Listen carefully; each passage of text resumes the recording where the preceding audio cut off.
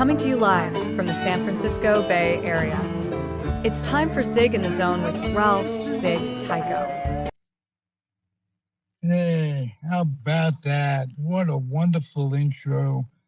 Pauly, you did the video of it, and Bernie Rose, I must thank him, my longtime friend from Jackson Heights, did the music off a performance that they gave in New York. Floridians went back to New York to do it. And so thank you both, and welcome to season 2, episode 20. And it's been a great run. Thank you, Pauly, for being my producer and my sidekick. And thank you for, I'll get right to the first guest, because he's become the newest member of the Comfortably Zoned family. And I'd like to introduce someone who is now near and dear to my heart. His name is Frank Gianakos. He's from Brooklyn. And I realize I didn't pronounce your name right, but my heart is in it. Phonetically, I'll write it out for you. Okay. Pauly, first you, how you been? Doing well, Ziggy. Thank you. And it's Gianakos, right? Gianakos. That's it. I will try. We're hanging out with Frank again because we can't. You're asking me how I'm doing. I'm saying I'm doing really well because we get to hang out with Frank again. This is like a do-over for us. Yes, absolutely. Deja vu experience. You have such a mellow way about you. Let's talk about your history with cannabis. You know that Pauly and I have hooked up with Melody Mims Montgomery to assist her in getting people to her group, which is a senior group in the East Bay that allows people to sit and party and learn about the cannabis experience. Because I'm a long time, the week before I went into the Air Force in 1965, I smoked my first J, and I realized that this is going to be an issue. I'm going to need to smoke this on a regular basis, and managed through basic training, through 3 years at Travis Air Force Base, I managed to maintain a high virtually every day. Wow. And that was not easy, but it was protection, because I saw how my disposition instantly changed. I went from angry all the time to mellow all the time, for the most part. And I met people that were smokers, not drinkers. Not that there's anything wrong with drinking if for your own sake, but I don't need to be exposed to it, only because people change when they drink, and very few do for the better, and very few people can just control it and have a nice evening. And that's why I liked it initially. The benefits for life extension, for life improvement, for all the things that go with it being an herb and a medicine, not a drug, are incredible. Yeah. Incredible. And you have experience on the professional level writing about pot. I think you had some inroad to High Time magazine Yeah. back in the day. Yeah. And what article did you write? Your son was the editor-in-chief, I might say, and at that time. But it wasn't pure nepotism because you're not just some pothead who rambled. And I ramble, but yeah, you what is the most satisfying article that you ever contributed to High Times magazine?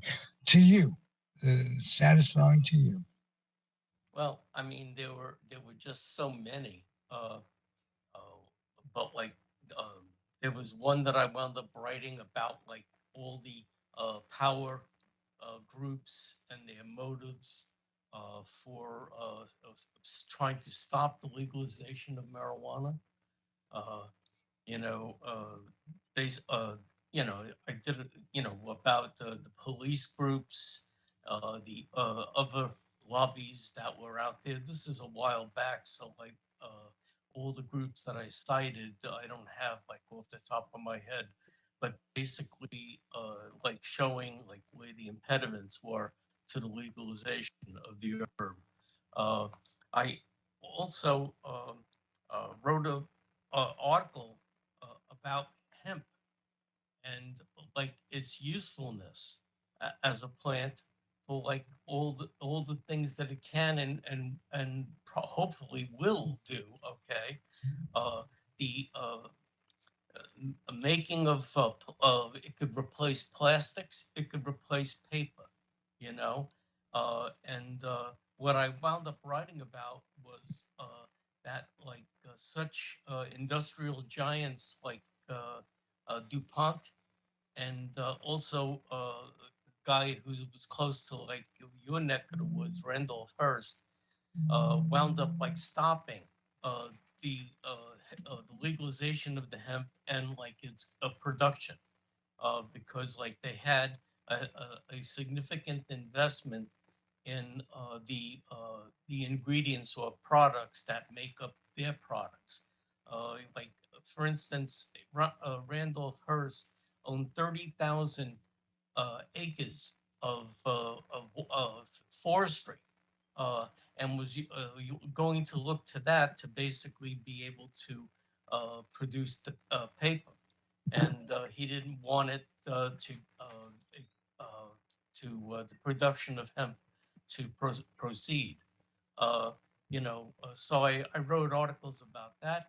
I also always wrote about like new and exciting ways to be able to, uh, you know, create. What's one word I'm looking for? For Ingest. basically being able to use marijuana, whether it be through, my friend used to like smoke it through a turkey bag, tinctures, all the various different ways that you could wind up doing it. At the time, gummies, you could put a patch on. I was basically just like keeping people well versed on, essentially being able to utilize it in any form that they desired. And I was trying to keep them posted on that. I All also kinds of wrote ways to articles about ingest it is what you're saying. what's that? All kinds of ways to ingest it is what you're saying. Yes, all forms of ingestion. Uh, I also wrote articles about trying to remember that one that was like really like particularly poignant. Uh, it'll come to me. Okay. Yeah. Hey, let's change course of the conversation for a few seconds and talk about our mutual love, baseball, in particular, the New York Mets. And what was, if I might ask, um, what was your first experience knowing of the Mets, when they were going to be formed, what were your dreams? What were you, as a kid, you were, 15, 16, you lost the Giants and/or Dodgers. We lost the Giants and/or Dodgers through the height of Willie's dynasty, Right. his He was greatness. at his And peak. if I think there's one thing that I'm still bitter at, we didn't get a chance to see him throughout. Now, I was lucky. I was stationed at Travis, halfway between Sacramento and San Francisco, and I got to see Willie from 66 till they traded him back to the Mets. And that was a mind fuck. Yeah, on some levels. Yeah, well, Tell me about your experience with fandom. well, one of the things that I think that I took for granted when I was following the Dodgers as a wee lad, okay, was that it was National League Baseball had gods during that time frame, as far as I'm concerned. Okay, I mean, I think I took that for granted until the Mets were formed and they had that expansion draft and they got a ball club and they played in the Polo Grounds. Okay, but players like Mays, Aaron, Clemente, uh, you know, there was when they say it's the golden age of baseball, it truly is a very apropos the name, and what happens was it was a joy for me to basically be able to see those gentlemen once again in person, you know. Um, I just thought they were just absolutely fantastic, and I felt that in that time frame, and I don't know whether you concur with this, but all the really, really big stars, not all, but a great many more, were in the National League than the American League. We had Mantle and stuff like that. But I just felt that the National League had all the best players, and that was one of All the the things that was results exciting. of Jackie and Branch Rickey, because these players that you mentioned were predominantly black, Right. and they were so much.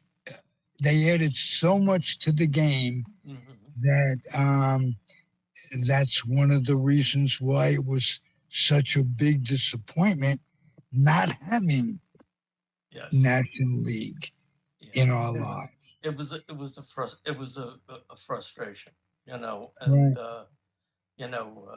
what they did is every once in a while, knowing that we lost two of our Major League Baseball teams, it was Channel 13, which I think is equivalent to your Channel 9, KQED, W, which uh, I forgot the call letters, but it was Channel 13 PBS used to occasionally put the Dodger game on TV, and sometimes they wound up putting it on with the teams the Giants, the Pirates. It just broke the spirit not only of baseball fans, but of the city itself. It brought us, the competition brought us together. Right. And I remember the old discussions, Mickey, Duke, or Mantle. I mean, or Mays, who's the best? Conversation that went on endlessly and eternally. And I think Willie would have said it was DiMaggio. He did. And he did in fact say that. And Mickey would have said it was Mantle. It was Mays. Yes, that's true too. In interviews, I remember seeing that. Yeah, I also remember that in 1951, I don't remember watching that game because I was 4 or 5, but I had been to the Polo Grounds with my grandfather, to Ebbets Field, to Yankee Stadium in 51. And I got to see the Giants, New York Giants, before Willie was called up, and then after he was called up. Difference. My grandfather explained that Bobby Thompson was going to play third base, and I said Stinky Stanky was that's what I called him. Kid, but he was still at second, Dark still at short, and they were great times. But let's go back for a second to what Jackie meant, how much guts it took for the Dodgers to bring in Jackie, and how much it revolutionized baseball. Well, the thing about it is they have excellent documentaries out there about Jackie, and I just saw one recently actually, and it really made me really believe just how much courage it took for him, what he endured, especially like the first year, 1947. Okay, and for a man of his temperament, as it turns out, like that had to be one of the most frustrating, like things to do, like, turn the other cheek type stuff. Okay. Because as you know, after his playing days were over, he was very, very much into civil rights. He did, it took a lot of steps to basically be able to make sure that the rights of minorities were increased. And basically, a man of that temperament, okay, that we saw after the playing days, I have no idea how he put up with the crap that he did between being spit at or called names, the black cat, like coming across the dugout. All the nonsense that wound up, going on. And he had to internalize the deal he made with Branch Rickey was that for 2 years, you won't retaliate to any of this crap. Yeah, but I that 2 years was very difficult. And I invite you to read the book, not just you, everybody, to read the book Bums by Peter Golenbach. And Peter Golenbach, who is a member of the Comfortably Zoned family, we've done many podcasts on our network together, wrote what I consider to be the best sports interview, if not interview, period, with Mrs. Robinson, Rachel Robinson. And it was a classic, and it was basically what the movie 42 was about. That interview was basically verbatim in that video and that book. And she tells of what Jackie and her went through to remember these were LA people, and all of a sudden they're in the deep South where they're getting bumped from airplanes to spring training because of the color of their skin. And this was a man who already had accomplished, not only was he a veteran himself, yes, but he already accomplished the groundwork for people remembering him as the greatest athlete of all time. And he and his nurse-to-be wife and mother-to-be wife And Companion put up with more shit than I would have taken an Uzi to It's those. appalling. It's appalling. You know, when they were on the road, he had to stay at different hotels. He couldn't eat with the team in some circumstances. I mean, it was like I couldn't fathom being able to have the wherewithal to endure that without any emotional reaction. You know. Well, So, the problem was he internalized it, and his health turned to shit at a very young age. yeah, he died young. Yeah. Yes, he was 62 or 63. Yeah. It was the same year my father died of the same reason. Abusing his body, diabetes, internalizing shit. So it changed a lot of people's lives. Yeah. Jackie's inception. And I want to just say, I'm going to call attention to something that came out of it that was positive. I'm blanking on the name of Maury Will's minor league manager was Brooklyn Dodger at the time. I'm blanking because of my cannabis intake. But he was most responsible for bringing Maury into the majors. And initially, he was against Jackie being called up, being allowed to be a Dodger.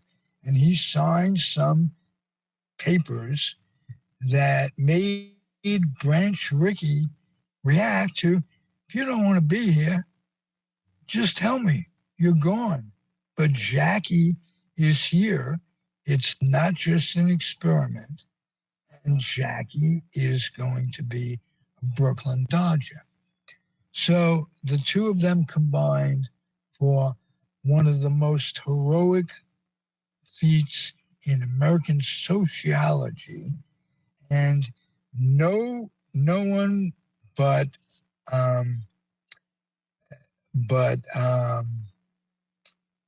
Martin Luther King explained it better when he was told that he was the godfather of all of this. He said, no, Jackie Robinson is the godfather of all of this. So he gave Jackie the credit. Jackie's number is retired by everybody age Baseball, yeah. 42 on a special day. Everybody, at least on the Dodgers, I don't know if the Mets retired 42. Oh, it's across Major League Baseball. And on April 15th, which is the anniversary of when he played his first game in the major leagues, everybody wears 42 on Jackie Robinson. I forgot. I thought it was just the Dodgers, which would have been an honor, let alone Major League Baseball. Yeah, Bud Selig is the one who enacted that. Yeah. Yeah, that's something I knew. You're slipping. We better go to get your cognitive test today, Ziggy. I've been slipping for a long time, and I have proof of my slippage. But Ralph, at our age, there's just no more room. Sometimes some stuff is sort of like. But the one thing I haven't slipped upon, and we've had over 100 guests in our time together, Pauly, is that I come up with folks who are intelligent, well-spoken, most of all, passionate. And what am I doing? Well, that's what I was going to say. We're going to have to cut this interview short with Frank G. No, Frank, You fit If there right was, in. here's the hacky joke that you were expecting from me. If it was any more passionate, we would have to be wearing protection of some sort. I'm just telling you. Be safe, kids. Don't podcast I don't unsafely. want to be a member of any club that would have me as a member. So. Yeah, that's Groucho Marx, or is that Chaplin? Groucho Marx wound up saying that. Yeah, I was gonna say it was either Groucho or Chaplin. Yeah. Well, yes, they were. We talked about this before. You and I, Pauly, and you and I on the show that didn't work. The greatest of them all was still Mr. Carlin, Mr. George Carlin. Absolutely. And you started to say something, how they are making an AI production.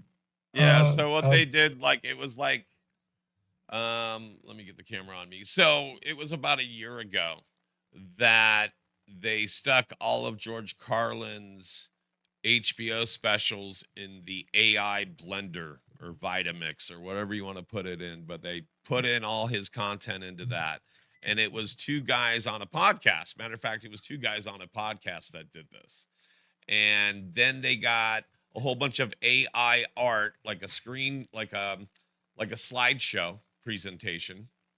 And they put the audio of what would be what they put in something like, what would George Carlin's set day today be?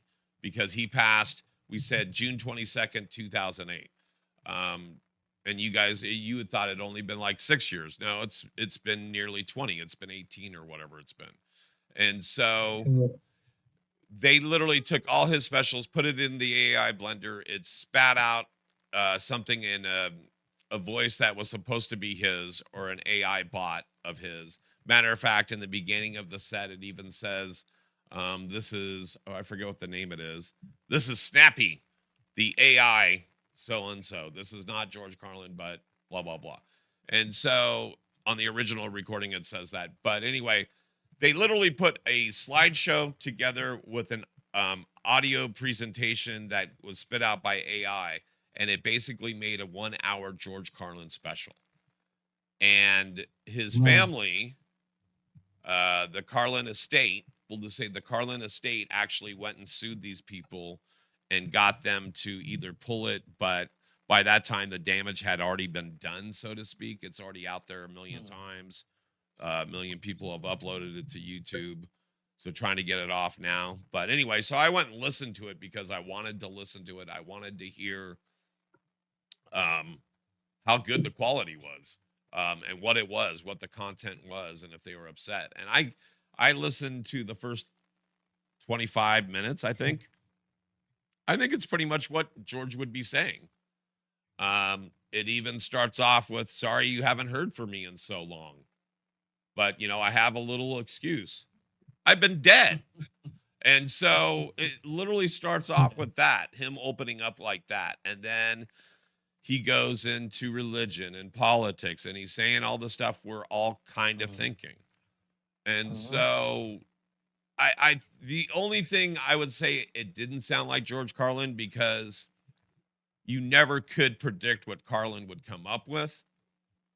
And so even though this was a pretty good rendition of what I think that would have been, no, you can't put lightning in a bottle, right? Right. And so I think it was really close. It was what people would project what he was saying. But again, every one of his specials, here's a guy that started two, not just one, but two of his HBO specials with jokes about pussy farts. What? Also, what? the use of the word shit. I mean, isn't that basically a dick joke? Usually comedians go, "That's a dick joke. You should only be telling those in bars in front of other comedians." You're right. Not in front of the entire world on HBO. But he did it. And he was able to roll right into whatever it was. And, you know, literally, yeah. again, trying to capture lightning in a bottle. But I Yeah.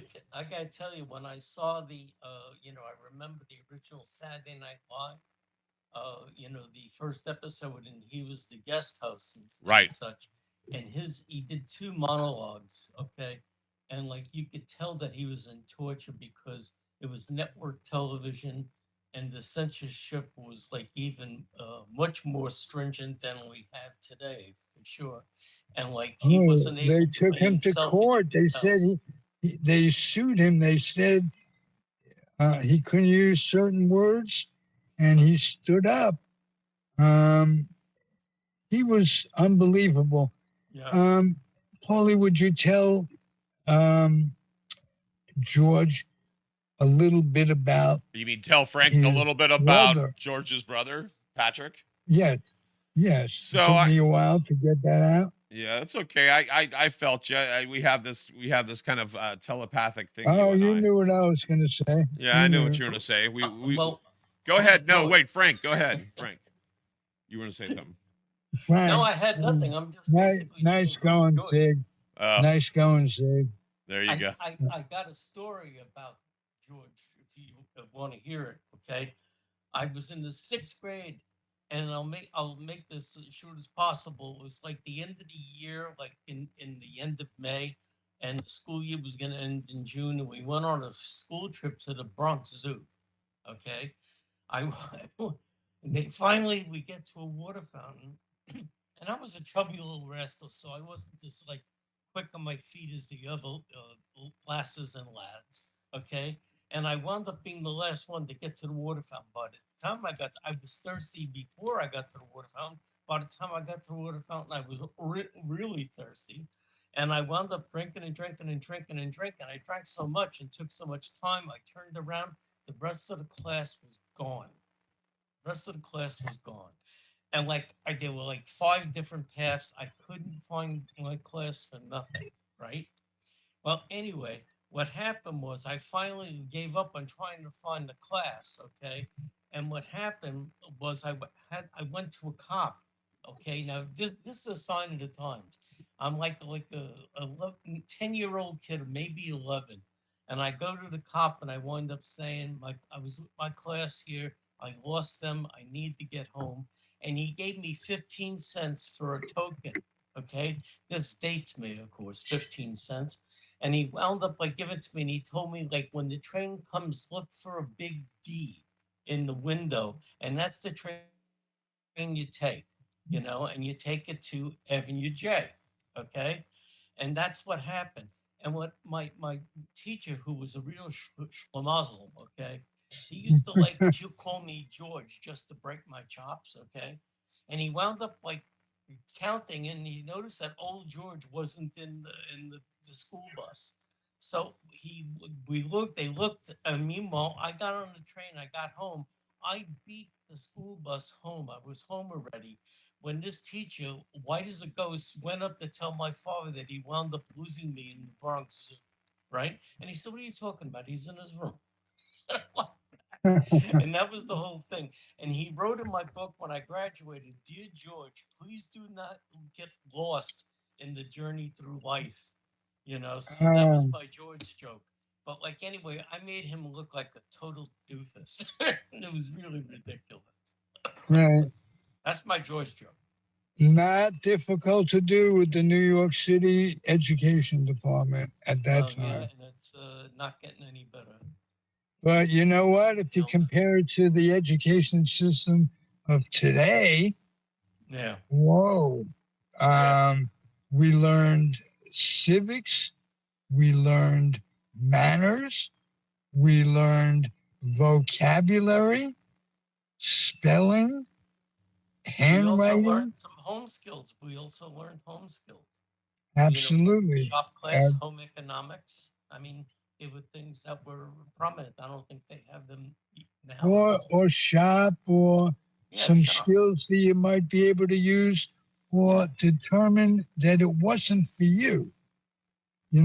I tried to make a lamp in woodworking once. Didn't work.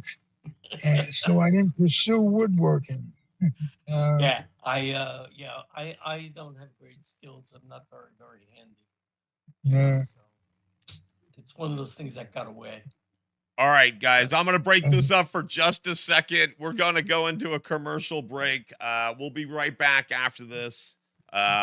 Messages, the things that keep the lights on in the place. We'll be back after this, guys. Zig will do so. And then Zig we'll also says, put up our social medias and stuff for that too. I want you guys to see social medias. Definitely do everything. Here is Zig's social medias. You get it. Ralph Zig Tyko on YouTube, Comfortably Zoned on Facebook. On Instagram, it's z.zagman. And if you're watching us on Twitch, folks, it's my handle, Paul Brumbaugh 67. Go check that out. And I think that's it, but we'll be right back after this.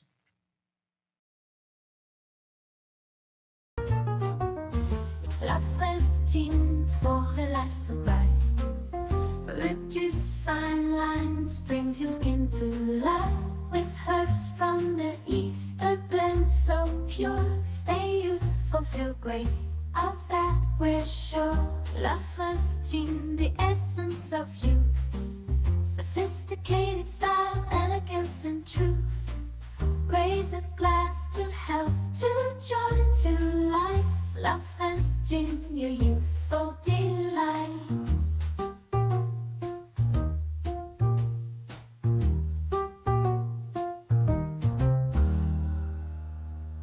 For a life so bright, it's La France Gin. And right now, you can get your own bottle of La France right here in San Francisco at Total Wine and More, or online at lafrancegin.com.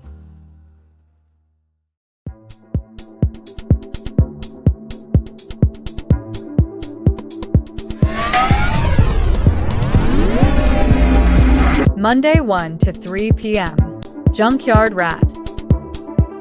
Monday 4 to 6 p.m. Ghetto Poet. Tuesdays 11 to 1 p.m. Zig in the Zone. See you on our channel. Edge Studios Online. Keep standing up. All right, guys, we're back here live in the studio. We were just talking about George Carlin. Frank, you were talking about George Carlin right before the break there. And so I don't know if I want to call it brush with greatness, but I'll call it my interaction with the Carlin clan goes back and forth a lot of different ways. One of them is I was very fortunate to have the late Patrick Carlin on my show for nearly a decade. I believe it was 8 years. We have to go back and do the time, but I believe it was 7 to 8 years that we did. We did about an hour and 20 minutes every Sunday on the air on my show, which was The Edge of Insanity. And he did a little part of one of my segments that I called the 420 shout out. The 420 shout out was basically where we would shout out people doing the right things in our community. It could be like we were just talking about Melody Mim Montgomery's with Tokeland Seniors. She would have been a great recipient for the 420 shout out because she's doing great things for her community and our community. And so we would shout out somebody. We would talk to Patrick for about an hour 20 or more, which was 420 his time. And then we would end with a bit from his little brother, because he was 5 years older than Patrick, or 5 years older than George. And so we would always end with a George Carlin bit. And I would try to stump him every week, or I would give him something that was odd that I didn't think he'd heard. If it was just like part of an interview from like Merv Griffith in like the mid 70s or something, or a little segment from here or there or that. So yeah, it was always a blast hanging out with Patrick, and we lost him a couple years ago on my birthday. And so every time I have a birthday, I always think of Patrick, and I always light one up. I always get my virtual hit ski, and blow it up to the Mm. clouds, because I know that Patrick and Marlene and George are all sitting at the Old Stoner Cafe. That's what he used to call his home studio, was the Old Stoner Cafe, because he lived in upstate New York, Woodstock. He was on a radio station, WDST, in Woodstock. And so I miss Patrick dearly, but every day I hear his voice either in my head or in my studio, because we're constantly streaming old episodes of The Edge, of Insanity, and I've always got his voice echoing through these corridors. So it's a blast. That's a nice story, a nice memory. Yeah, Right. I have a lot of Speaking memories. of- I think I have somewhere around hundreds and hundreds and hundreds of hours talking to that man. So, Yeah. Well, speaking of lighting up, I wish I was where Ralph is. He's Well, it's an art. it's to an keep- art. Keep this going. it clearly isn't. There's no doubt about it, right? But Yeah. oh, that other story, it came back to me. See, even like seniors have that moment where it comes back to us. Oh, I yeah. just want to finish out that thought as we've gone full circle. I wrote an article talking about with the marijuana being legalized when I was with the High Times gig. Wrote an article about all the different ways that you could wind up making a living in the marijuana industry, and the different type of innovative businesses. And at that time, there was a wine tasting thingy where you can go and get a meal and get wine and have marijuana that's compatible to it. There would be wineries that would wind up taking people around in their vehicle and basically be able to have them tour the different wineries, and also marijuana that was compatible with with the food, the wine, and so anyway, there was that. I mean, it was a booming industry, and it really was proliferating in Colorado. Colorado was one of those where there were some people that came out of the industry in Colorado that wound up becoming multimillionaires. As a Absolutely. Absolutely. And yeah. So I a was writing little- about that stuff. I researched it and then wrote about it. a little city like Alameda, Mhm. 2 on each major, Webster Street and Park Street, Mhm. 420 cannabis Right. dispensaries. It's almost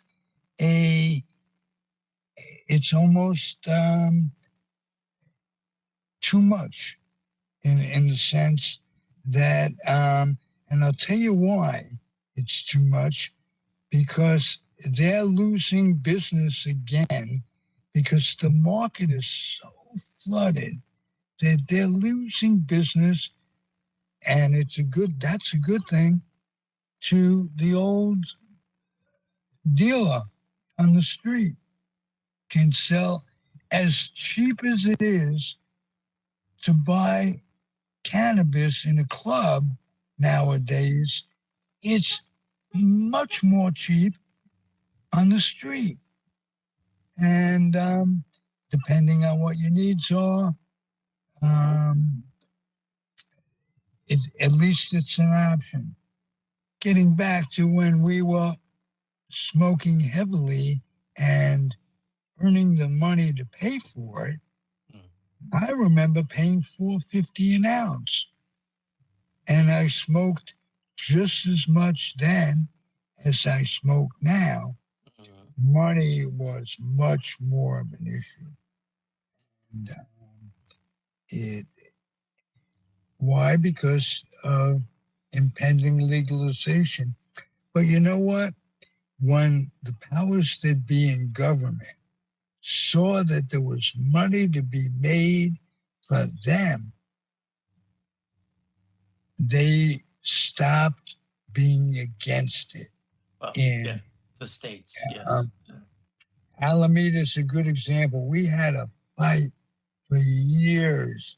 Even when they had clubs in adjacent Oakland, people didn't want to leave Alameda to buy their boo, and it became a political thing to either not get them approved or get them approved. And what did it with them was that the streets were falling, the schools needed refurbishment. Oh, yeah. And it came to the fact that all of a sudden, the same people that were putting us in prison for smoking it were the landlords, Right. they were getting the money. Can you elaborate that on, Pauly? Can you elaborate on how things have changed along those lines? Well, it's funny because I actually talk a lot about that in comedy. I talk about you kids don't realize how good you have it. Everything is instantaneous gratification. We had to work for everything, and that includes pot. That includes porn. We had to forage for porn. Had to go out to the woods, look under a couple tree stumps, and there it was. No, it was everything. So even this phone, I have a thing in my comedy where I say, oh, we had Google when I was a kid too. And they said, really, really, really? And I say, yeah, we called it a library. Except when you asked it a question, it took you all day to find the answer. And you had to make your new friend was this guy named Dewey. and stuff like that. And so even pot. So pot, yes, people, it used to be illegal. Do you know that you couldn't walk down the streets of San Francisco? Well, you kind of still can. Well, I mean, it was a lot different. We had to hide it. You couldn't just break out a bag on the street and start rolling a joint like it's tobacco. You couldn't just walk down the street. I used to make a joke in San Francisco. In San Francisco, I used to make a joke that I've actually, put a joint out on a police officer's jacket, and they're like, just don't make me do paperwork. I just want to go home. And so it's literally it hasn't always been this way. We used to have to wait for our pot. I remember waiting in a car for somebody's gonna go get pot from a dealer's house. And, we can't park out in front of their house. You got to park around the block so you don't know where the guy lives, right? And so you're sitting in this car and, 10 minutes becomes 30 and 30 becomes an hour. And 3 hours later, the guy comes out and goes, sorry, man, took so long. Here it is. Really? Yeah. I remember all day. It was a mission. It was a mission, almost an all-day mission. It was like the movie Up in Smoke. It's like the movie Up in Smoke where all they wanted to do was get a joint and smoke a joint. Oakland from San Francisco to procure, thinking that we were going to get enough to make it worthwhile. And, I don't have it here. You can have a hit. And it took us an hour and 15 minutes to get there to hear those words. Oh, yeah, that I don't have any. You can take a little hit ski. That's funny. Yeah, well-meaning people, miscommunication on whether or not they had it, and people didn't want to talk on the phone. They thought they were going to be bugged. It's been an adjustment having it legal. Now, for you, Frank, not George. Frank, you tell me, what did you do to procure before it was legal? Well, we had a friend of ours from school, my friend Howie and I, one of my best friends, and we would wind up calling Eddie, and Eddie would come over and be able to produce dime bags at the time. I'm going way back when I was smoking a dime bag at the time. Okay. And what happened was Eddie was great because what he would do is like there'd be absolutely no twigs in the weed at all. Okay. He would like get the strainer and strain it out for us and stuff like that. I mean, so we got nothing but like powder. It was one of the, the great perks of like having one of your good friends be your dealer and come directly to your home to make the delivery. And Nice. it was a great thing. I started. I think I was before I was 19 years old. It's around this same time that you're talking about, 65, 66. In that Oh yeah. area. Yeah, and then we just Hang on, Sloopy. right, right. Um, Yeah. that Oh, right? yeah. Just one more thing. What happened was like I was like, lived in Brooklyn, as you know, and like Brooklyn South would the police car would come by, and they'd wind up like shaking down like some of the people on my block for like weed, and then they would wind up just like taking it and going someplace, cooping up and smoking it themselves. So I mean that's what was like going on then, you know. It was Yeah, and it, the cops were smoking it right right, back at the right, station house. right. Uh, That was like a crazy time.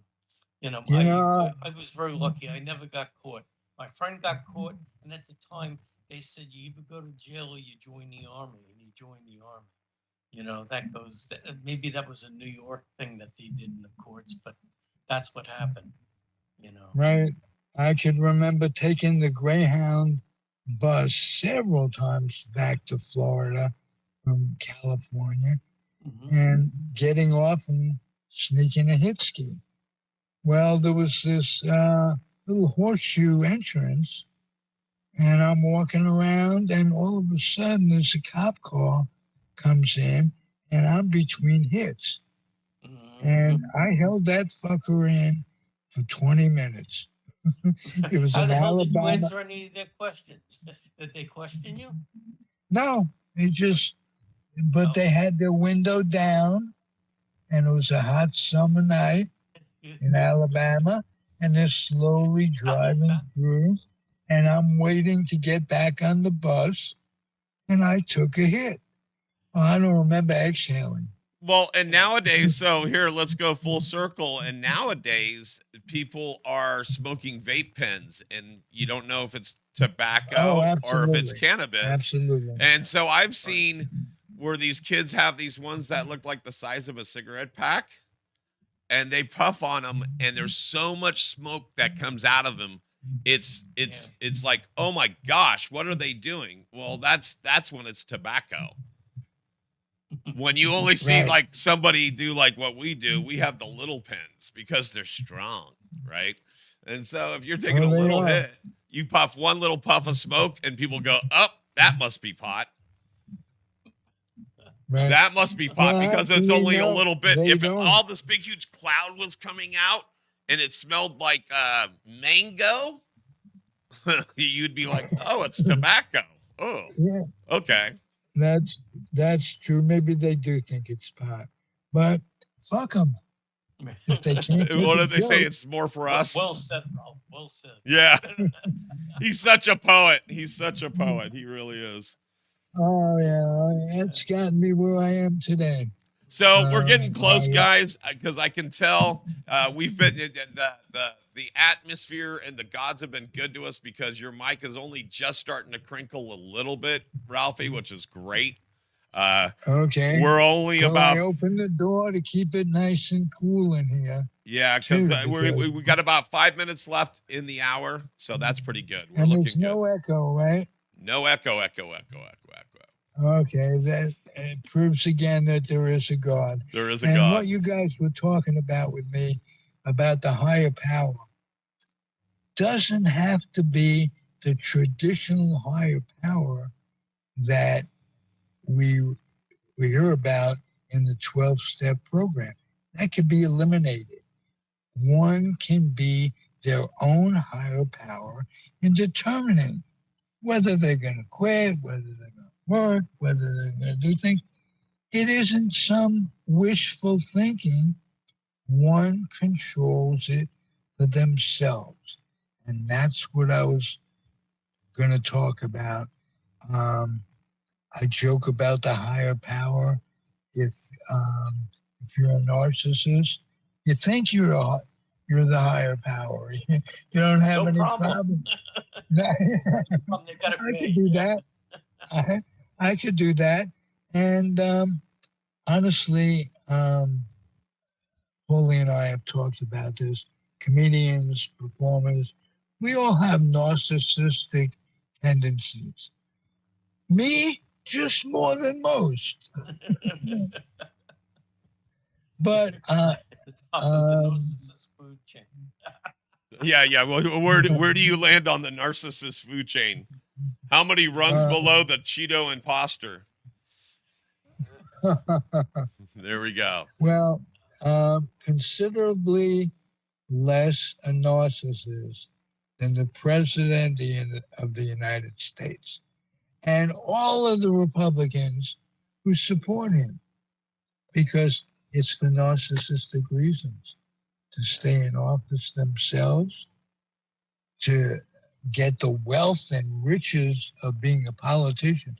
You know, Well, as long as okay, so here, this is where I'm at. As long as it still says "In God We Trust" on the money, as long as it doesn't say "In Trump We Trust," and then the higher power thing, we talked about it before. We talked about this before. This way, it'd be next week that he does it. And just in the last 2 days, since we had our ill-fated attempt at a show 2 days ago, the tide has really turned on this orange fucktard. He can no longer put the tariffs in. He can no longer take Harvard and criminalize their students. And all of that is in the last 2 days. Right. So that's really what I'm thinking, that like, despite the fact that like he jammed the courts with every MAGA person that he could find, okay, we still have this ability and encouragement where there are the courts that are saying, no, you can't do these tariff orders. No, absolutely. You can't pull funds on Harvard. You can't pull funds on National Public Radio. Okay, which I think you're going to wind up seeing that NPR is going to win that lawsuit also. You know, I'm thinking that like about like what our future is, okay, and like in terms of getting through the next 3.5 years, that like I think the courts are going to wind up somehow being our salvation. They'll just he will implode. He will implode shortly, either physically or mentally. He is already bumbling more than me, rambling on more than me. Yeah, and he was supposed to be. Was a joke. That was horrible. Yeah. But everything you could say, that was horrible. Every day of our lives with him. How about reducing Social Security offices so people like ourselves who are on Social Security can't communicate. Oh, I love it because they're living my life, Ralph. They're living my life. They're forcing seniors to go use the internet. Right. And technology. They're like, we're going to close the physical offices. Now get your devices out. What do you mean devices? Which, will wind up discouraging them, and they won't wind up like claiming the benefits that they deserve, Well, if it wasn't for teachers like you, I wouldn't have learned the internet. With you, I learned the video process. But I'm just as much a dinosaur as I was, because people are progressing, and in their learning, but it's working out. Pauly, we're doing it. Frankie, thank you so much. You've added to the family, and we'll talk about a bunch of things Yeah. And Frank, do us a favor, shout out whatever you want to do before we wrap things up. Anything you want to promote or put out there? Well, one of the things that I do in my retired life is I volunteer for the Southampton Animal Shelter Foundation in Hampton Bays, New York. I advocate for dogs. I wind up attending events and basically talk to people about the animals that we have available. I also investigate applications for adoption to make sure that we have the right loving home for a loving pet. And so I want to give a shout out to them. And their website is SASF for Southampton Animal Shelter Foundation.org, and take a visit. They're wonderful people. I've been with them for a couple years, and I just think that they're terrific, and I love my time that I spend with them. Great, and we'll drop a link for them down below. We'll drop a link for them down below. And Zig, before your mic starts going really south, say whatever you want to say, and then we'll get out of here. I just want to thank the 2 attorneys that we have for giving us sponsorship. Andrew Doza is a master of all, and the second attorney is Jason something. I'm sorry. How about this? We'll cut that. How about this? Sure, we'll fix it in post, right? Yeah, okay. Yeah. We got to get Ralph shoe cards, man. But the second attorney specializes in tenant relationships with landlord and vice versa. There you go. And that's a big problem in our society.